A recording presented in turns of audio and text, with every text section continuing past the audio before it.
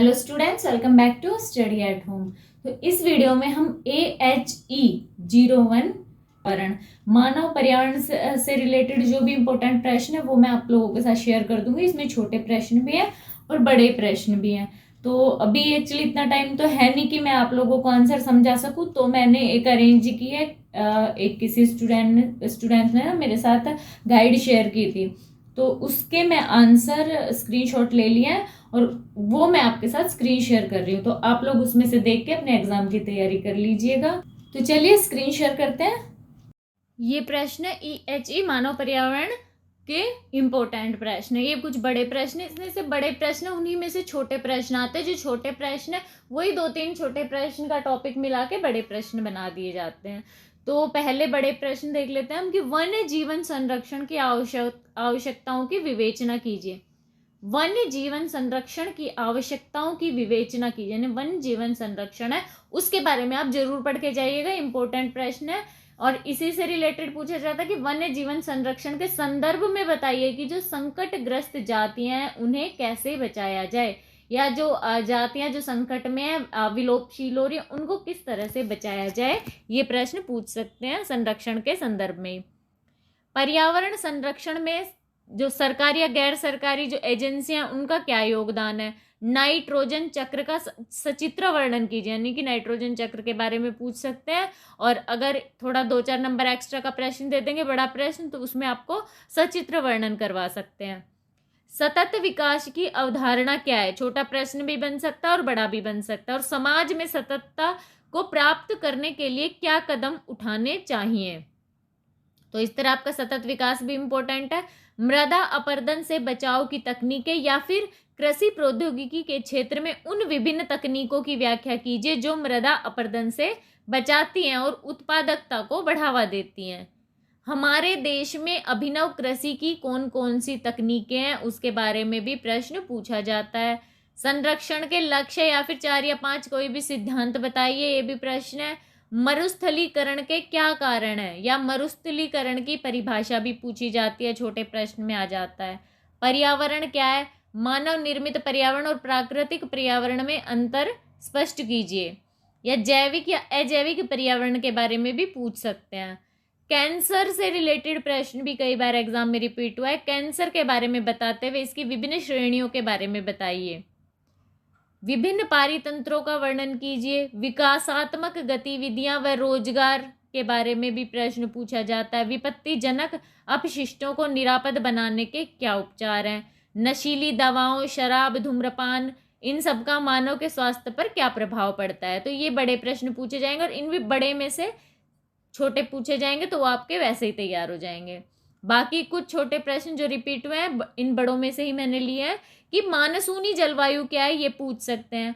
अत्यधिक चराई, पर्यावरण के जैविक या अजैविक घटक, खाद्य जाल, सामाजिक वानिकी, अम्ल वर्षा, मानव पर्यावरण की वहन क्षमता, शहरीकरण के मनोवैज्ञानिक पहलू, खाद्य श्रृंखला, मिश्रित फसलें, वन कटाई, पर्यावरण पर शहरीकरण का प्रभाव, या फिर जो आपका शहरीकरण है ना, पर्यावरण एक ही चीज होती है। जैव उर्वरक, जैव कृमि, ग्रीन हाउस इफेक्ट क्या है और प्राकृतिक गैस क्या है। अब ये जो प्रश्न मैंने शॉर्ट प्रश्न दिए हैं ना, इनमें आपसे छोटे प्रश्न भी पूछ सकते हैं या इनकी परिभाषा भी पूछ सकते हैं, या कह सकते हैं कि 1-2 शब्दों में बताइए, ये भी बोल सकते हैं। युग्म भेद या अंतर करवा सकते हैं कि 2 शब्द दे देंगे, उनमें कहेंगे उनकी परिभाषा ही समझ लीजिए कि दोनों की परिभाषा लिखेंगे तो वो क्या है, या उन दोनों में अंतर क्या है।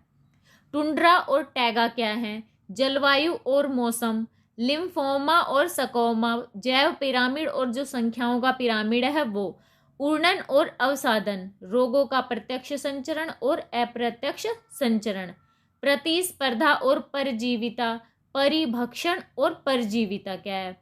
संख्याओं का पिरामिड और उत्पादकता या फिर ऊर्जा का पिरामिड क्या है। वनस्पति व जीव जंतु, कार्सिलोमा व लिम्फोमा, बेलावर्तिया व नितल स्थल प्रदेश, इनके बारे में आपसे अंतरिन में अंतर पूछ सकते हैं।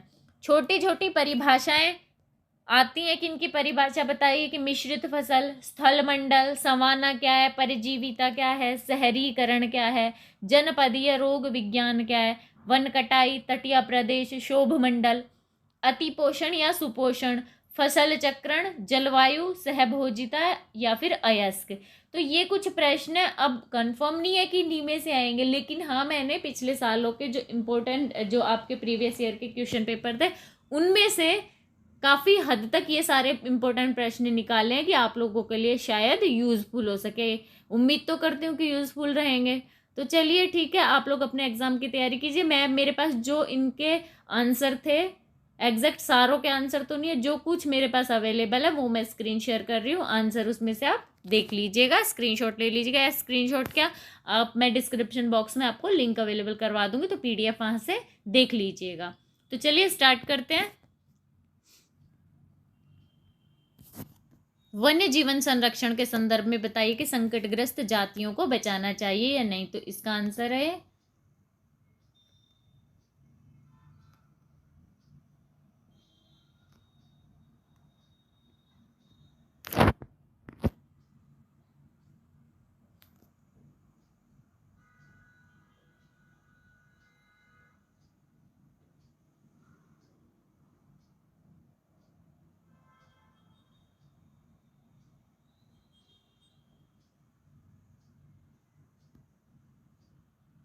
पर्यावरण की चिंता करना बहुत महत्वपूर्ण है, इस कथन को उचित सिद्ध कीजिए। या फिर पर्यावरण संरक्षण के प्रबंधन में गैर सरकारी जो एजेंसियां ना महत्वपूर्ण योगदान दे रही हैं, उसके बारे में बताइए। इनका आंसर एक ही रहेगा, इसका और इसका।